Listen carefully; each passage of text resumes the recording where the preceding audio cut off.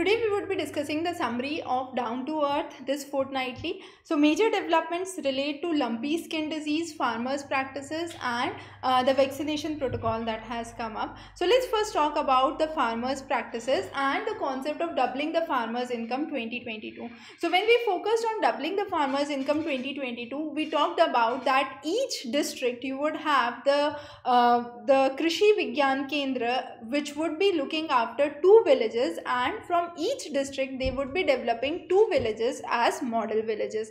Now if we go into the realities, the ground realities, here is what Down to Earth has a summary for.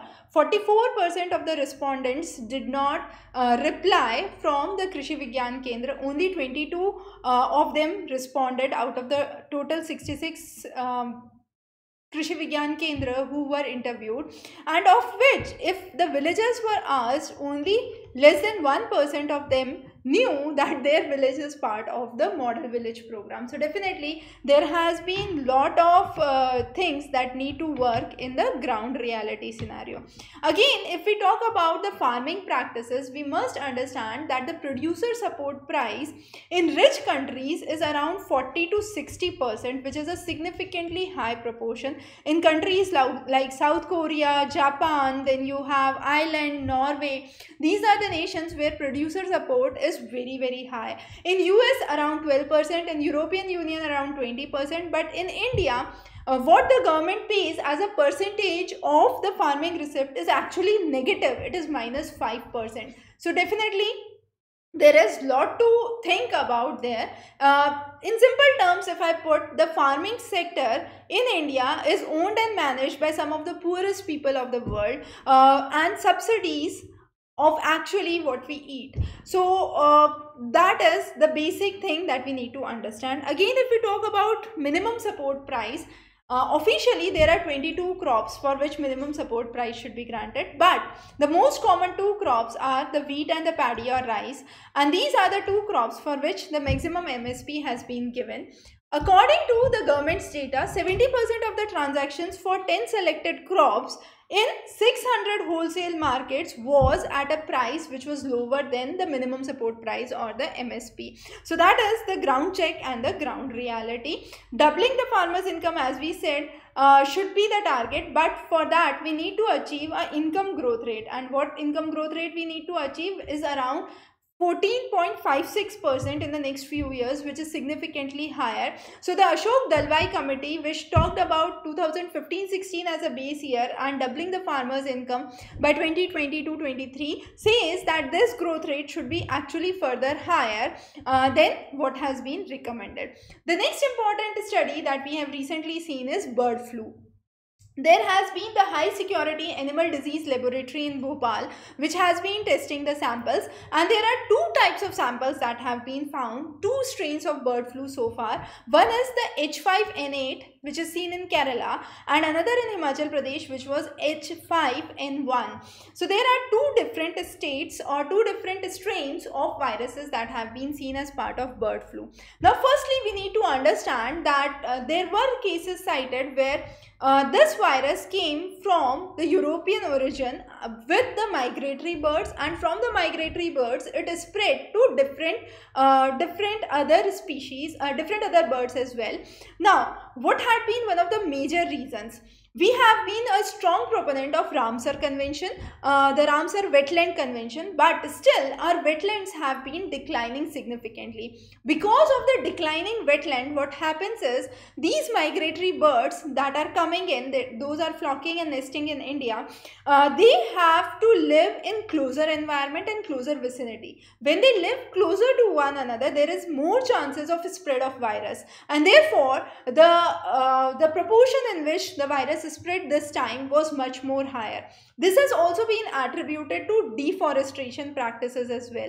So once the birds start to live in a closed, confined environment, they do not have open big wetlands with wetlands disappearing, this is one of the major problems that has started to arise.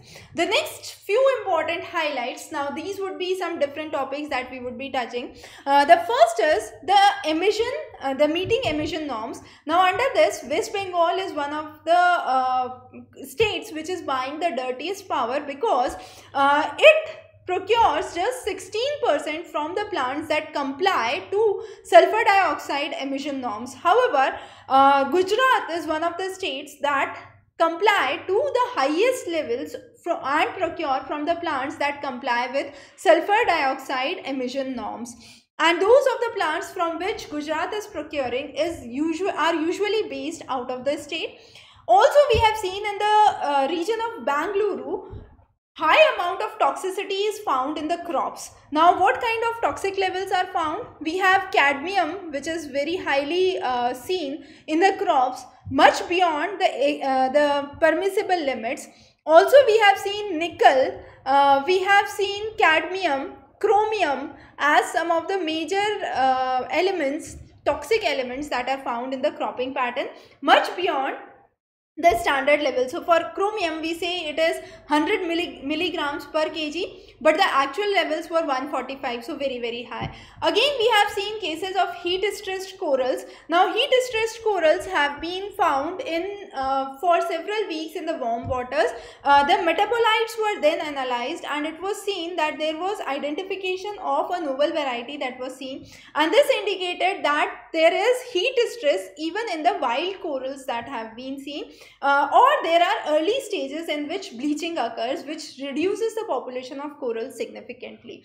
Talking about discoveries with galaxies, GN-Z11 is one of the oldest, most distant galaxies that has been seen.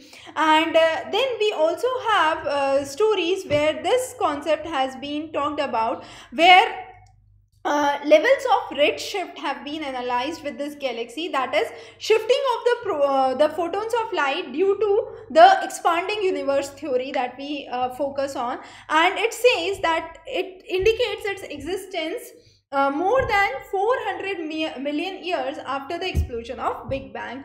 That is one of the major developments. If we look about the situation in India, worldwide, WHO considers a rate of 10 to 15% of C-section deliveries as a normal rate. However, in India, it is much higher, where 22 states have much higher proportions of C-section deliveries as compared to normal.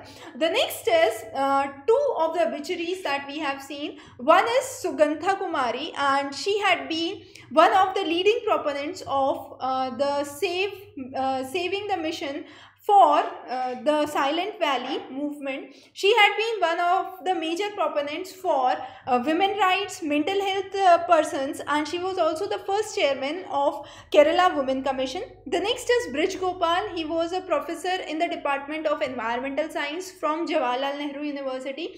Environmentalist by nature, he has been known for establishment of a center for inland waters in South Asia, and this was in a small village Pira close to Khajuraho in Madhya Pradesh. Also, he has been associated closely with river valley movements, and Yamuna Ji Abhiyan, Long Live Yamuna, was one of his major efforts. The next interesting concept that we talk about is the spread of pandemics. We have seen that over a century, from 1817 to 1920, there were more than 19 million people who were affected worldwide by pandemics. Cholera was one of the major outbreaks, and you would be astonished to know that in villages, what was the protocol? If cholera started to spread in one of the villages, they would send chapatis to the nearby village, indicating that there could be a future outbreak of cholera in your village, and that was a system which was popular during the British time. Over the years, we have seen in 19th century, three major pandemics occurred. What were those? Cholera, influenza, and plague, and all of these impacted all the continents. Specifically, Asia was one of the most worst hit continents.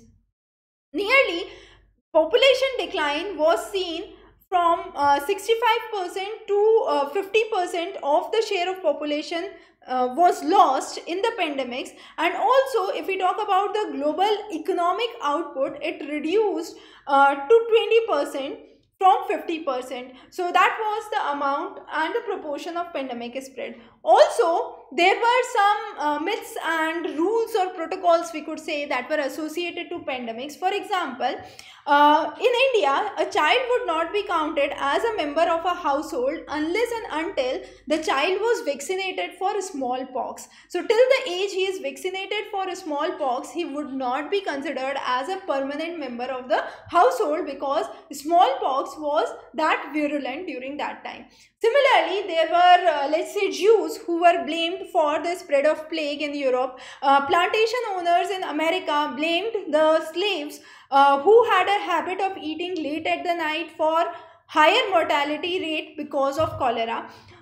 So those were some of the things that had happened in past. In recent, we had been struggling with COVID-19, and there have been mutations that have been cited. 3 important mutations are there that we would understand today. One is D614G, which is a mutation which was seen in the minks in Denmark, and however, there were not much cases reported to it. The next is VUI. Now, VUI is an abbreviation for Variant Under Investigation 2021. 2012, that is the name that has been given. This is one of the variants that was seen in UK, and this is one of the most transmissible variant. Now, whenever we talk about virus, we focus on 2 aspects: how transmissible it is and how lethal it is. We do not know the findings on lethality right now, but when it comes to transmissibility, this virus, this variant or this mutation of the virus is 70% more transmissible. The next variant that we have seen is from South Africa, and that is 501V2, and this is another variation that has been recently detected. Now, with the variation that has been seen in UK, we have seen that there has been a change in the spike protein, the S protein of the virus RNA, and therefore we are not sure that the vaccines that have been brought about by mRNA technique, the Moderna and the Pfizer vaccine, would be successful or not. Again, there have been cases where India is saying that since our vaccine is not based on mRNA technique, it would be effective against the new variation of the virus that has come up. We are also talking about establishing genome sequencing labs in India. So far, we have only 10 of the labs, of which the Institute of Genomics and Integrative Biology in Delhi and T Center for Cellular and Molecular Biology, Hyderabad, are the leading centers. The idea is, under a physiology study, what we call is, there is a study where we focus on the study of elections. Now, this study of elections is considered successful if there are around 16,000 participants that are there and the samples are random in nature. However, when India was contributing to its result for genome sequencing, India provided only 4,000 samples. So there were questions on the reliability of the data that was provided, and also we have assured that our samples, despite they were only 4,000, they were random in nature. So this is what actually matters when we are talking about the statistical study that needs to take place. Again, as we said, 3 prominent manufacturers for which authorization for emergency use has come up are Pfizer vaccine, then you have Moderna vaccine, and the last vaccine is the Oxford AstraZeneca vaccine, which has been prepared by Serum Institute of India. Now, India has another vaccine, which is Covaxin, being brought about by Bharat Biotech. So those are the common vaccines that we know about. Now, for the vaccines to come, there has to be trials. These trials have to be in various phases. So there is phase 1, phase 2 and phase 3. Phase 1 simply talks about how safe the virus is, how safe the vaccine is. Phase 2 trial talks about the ability of the antigen to provoke an immune response in the body. And phase 3 talks about human trials. So for the Covaxin, the human trial is now before it was tested, it has been brought about, and even for the remaining 2 phases, a very small segment of population, only 755 people were taken as participants for phase 1 and phase 2 trials for Covaxin. So there have been questions and doubts regarding those. However, we have seen the results as of now. Now coming on to a next important aspect is forest areas. Forest needs to be protected. Forests are usually classified into 3 categories under the Indian Forest Act 1927. Those are reserve forest, protected forest and village forest. But there has been an interesting section 4 that has been kept for most of the states, and this section 4 keeps a kind of open category, or we can say it is an ad hoc forest. It's a kind of temporary forest that is there. The information on section 4 is shared only by very few states like Maharashtra, Telangana and Odisha. Now, nearly 150 years ago, when we had the first Indian Forest Act in 1865, we had seen this was an act that was brought about by British government, and there was a traditional ownership and a management power of the forest dwelling communities that was there. However, the legal documents over the years were not there. There was a case that was cited in 1967 where one of the persons who was the owner of his own land overnight became an encroacher of his own land, and the Andhra government technically snatched his rights, and the land was part of the new reserve forest, which was of the size of city of Mumbai, and this person was not given any of the land. So there have been huge cases of displacement of tribals that have been seen. So in order to understand what has been the process under section 4 and what does it actually means, we must understand a state like Madhya Pradesh has the largest area under section 4 forest. This has been followed by Jharkhand and Andhra Pradesh. Now section 4 definitely has lot of drawbacks, lacunas that are there. Despite the fact Madhya Pradesh is one of the states which is leading, there is a category which has been named as orange land. What is this orange land? This is a land which has been disputed between the forest and the revenue departments, and there has been no further response on it. Later with the advent of Madhya Bharat Zamindari Abolition Act that was brought, all the zamindars went to the Indian states, and the lands of the villages along with the forest was brought into the notification of the reserve forest or the protected forest areas. Also, there have been questions that when Britishers used to collect the taxes, there were frequent surveys that were done. After that, there had been no surveys for land revenue purpose that have been done, and that is something that is actually required. In states like Jharkhand, the uncultivated government land is classified as Gair Mojra, and this Gair Mojra could be Gair Mojra Aam or Khas. Aam is for the commons, Khas is for the zamindars who has been given the right for the tenant. Now the forest department insists that all the Gair Mojra land should be given to the residents of the 700 villages that are living there. So when we talk about acquisition of land from a forest, there is a series of steps that occur. What are those? First of all, this is all under the Indian Forest Act itself. So first of all, there is appointment of a forest service officer that is there. The most important thing is expression of interest. They express the interest that this part of the land should be brought under forest, and this is under section 4. The next important aspect is there is claims. If there are any claims, those have to be taken into consideration under section 6. The next is inquiry. Inquiry occurs under section 7. Then there is acquisition, or the land is acquired. So land acquisition takes place, and land acquisition occurs under section 15 and 16 of the Indian Forest Act.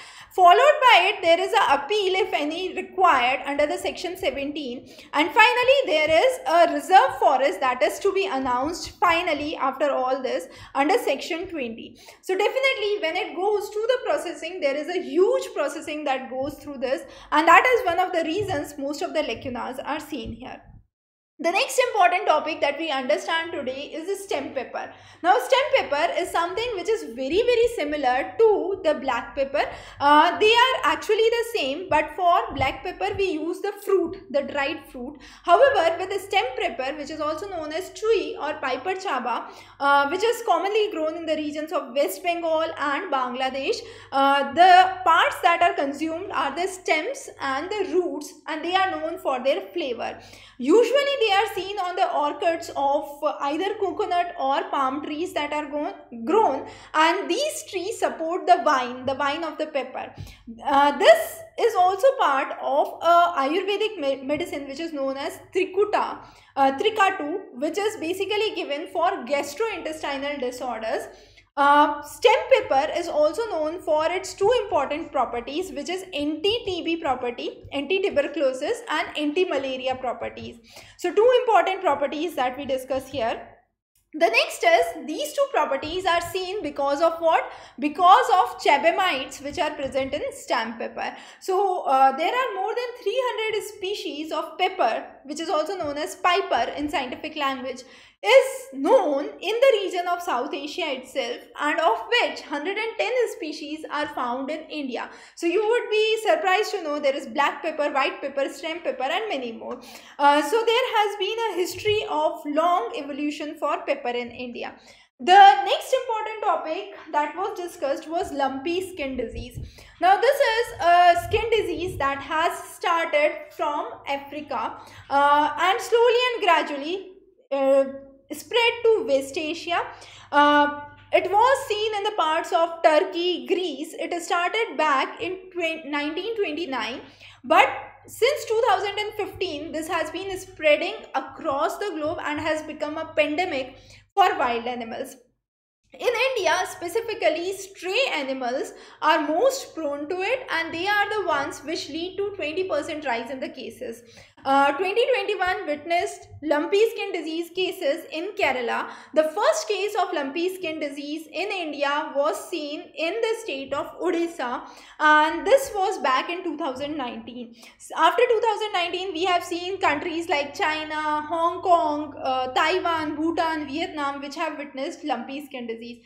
Now what actually happens? There are small nodules that develop on the body of the cattle or the bovines. These are just 2 to 5 centimeters.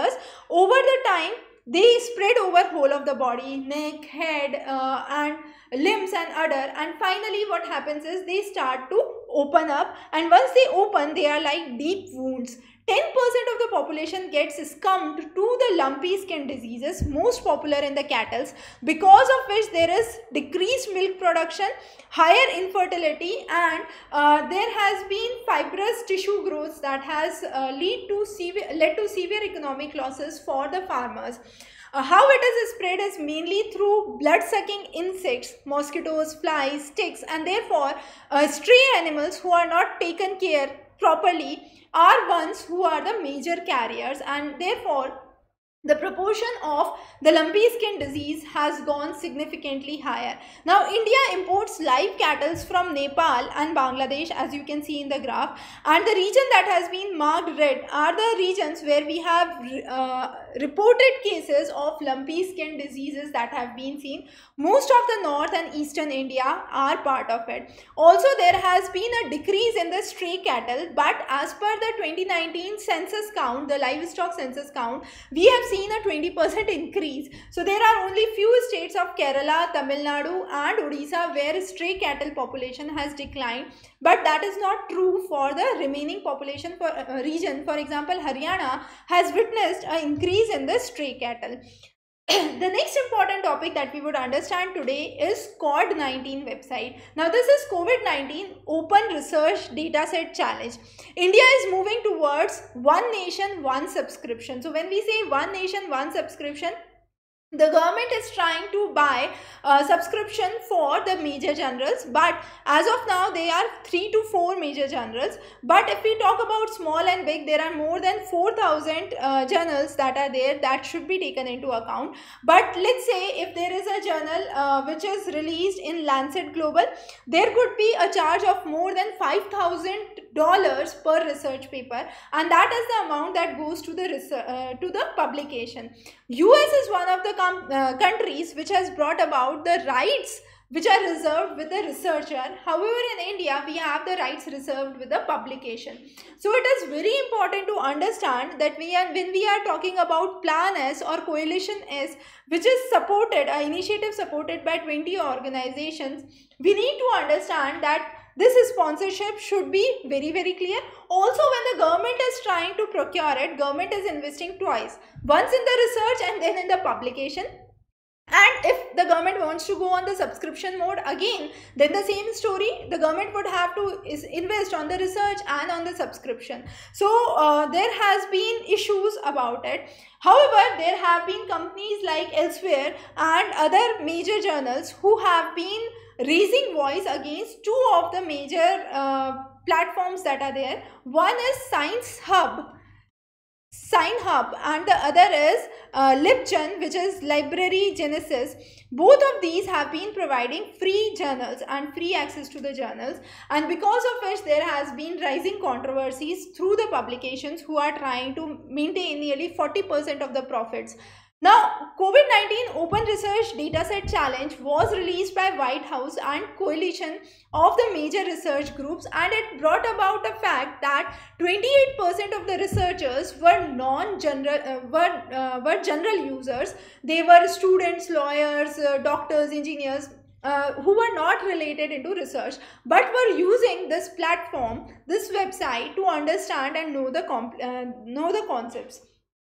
Also, this idea of open access journals have been supported by UNESCO, OECD. So there has to be a change that has to be brought into account, but it has to be very, very specific, that government makes it clear that the rights are reserved with the researchers, not with the publications as in US, and also ensure that there are not only few journals that are part of One Nation, One Subscription, and also that the access is not limited to certain libraries or certain institutions. The last important topic that we would cover today is about wildlife and how species are named. So there is a very interesting aspect about naming the species in India. First, there is one of the species that is being discovered by a researcher. The researcher tries to describe and explain what the species look like and write a paper describing the characteristics. The specimen is then sent to either of the two places. It could be the Zoological Survey of India or the Bombay Natural Historical Society. A number is provided for the sample, and then these samples are sent to International Commission on Zoological Nomenclature or Botanical Nomenclature based on whether it is a zoological sample or a botanical sample. And finally, it is identified from the International Commission database of zoological and botanical nomenclature whether this species is already mentioned or this species is not mentioned. Now, in India, we also have a Wildlife Protection Act 1972, which has Schedule 1 to 4. Schedule 1 provides maximum protection to species. Schedule 4 provides least protection to the species. For example, star tortoise is in Schedule 4. There is a lot of trading of star tortoise that takes place, but technically it is one of the species which is rarely seen nowadays. And it is also important to note, so far we were trying to identify the specimens based on the morphological attributes, but now we have moved to understanding of the characteristics based on DNA technology. So a simple level of nomenclature is mentioned where you have the species and the genus that is there. So let's say we have one species which is Loris, which is one of the primates that is there. The scientific name has been mentioned in Schedule 1, that is, it is the most protected species. This was revised and kept into a separate category. So let's say red slender loris was restricted to Sri Lanka, and the loris was however found in India. So this was revised to a new name, and the species which was found in India was not in the schedule. So we need to understand what is in the schedule and what is not, and the lacunas that exist with the real name and the scientific naming of the species that have been discovered. Similarly, there was recently a case where one person was fined considering that this is a species of schedule 4 and you have brought this, but later on it was identified that this was mistakenly named as a wrong name. In the common language it was correctly named later on, and it was found that it is part of the schedule 1, and the person was free of all the problems that he had. So there has to be a fact that no revision of the names in the Wildlife Protection Act has been there since the 1972 Indian Wildlife Protection Act has come up.